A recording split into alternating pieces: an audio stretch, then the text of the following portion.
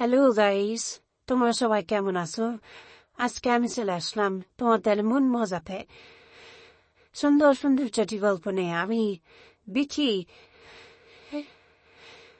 আসুন আমার গল্পটি শুনুন, দেখেন খুব মজা পাবেন। আমার চ্যানেলে যদি নতুন হয়ে থাকেন অবশ্যই চ্যানেলটি আপনারা সবাই সাবস্ক্রাইব করবেন। প্লিজ তবে আর কথা না বাড়িয়ে আসুন শুরু করি। রিতার বাবা বেশ চিন্তামগ্ন হয়ে আছে। তার চাকরির মেয়ের আছে আর মাত্র 8 মাস। ঘরে একানো অবিবাহিত মেয়ে, বয়স হয়তো খুব বেশি নয়, সবেমাত্র 18 পেরিয়ে 19-এ পা দিয়েছে। বড় দুটি ভাইকে বিয়ে করিয়ে তিনি অনেকটা সর্বশান্ত। ছেলেদের ব্যবসায় টাকা দিয়ে তিনি নিজের জন্য কিছুই রাখেন না। মেয়েটা বিয়ে দিবেন কি করে?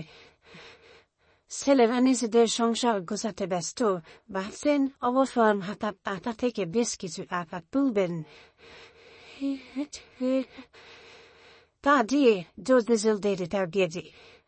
রিতা দেখতে বেশ সেক্সি, তাকে দেখলে যে কোনো পুরুষের ধন দাঁড়িয়ে যায়। তার এক ফুফাতো ভাই তাকে নিয়ে খেলার ছলে একবার শুধে। তখন তার বয়স 12 বছর। সে তখন কি যে সুখ পেয়েছিল, সেই সুখ তার কিন্তু বয়স বাড়ার সাথে সাথে পিতামাতা আর ভাইদের শাসনের ফলে অন্য কোনো ছেলের সাথে মেশার কোনো রকমই সুযোগ সে পায়নি।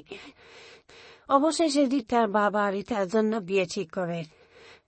ছেলে দুবাই থাকে, দেশে আসবে কিছুদিনের মধ্যে, এরপর চলেও যাবে। কানাডা নতুন চাকরি পেয়েছিল।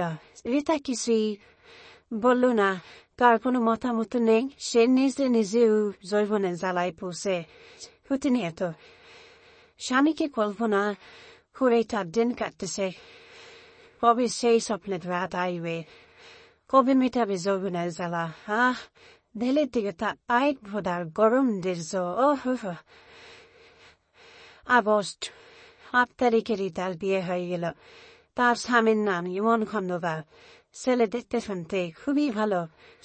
সবাই খুব আনন্দ করলো। সুফির বাড়িতে নেওয়ার সময় রিতা অনেক কান্নাকাটি লাগিয়ে দিল। সুফির বাড়িতে গিয়ে রিতা অন্যরকম একটা অনুভূতি অনুভব করলো। এটা হবে তার বাড়ি, এটাই হবে তার সংসার। জীবনের সবচেয়ে মধুময় রাত আজ তার। সে কত সুখী তা সে কল্পনাও করতে থাকে। সব আনুষ্ঠানিকতা শেষ, রিতাকে ঢুকিয়ে দেওয়া হয় বাসর ঘরে।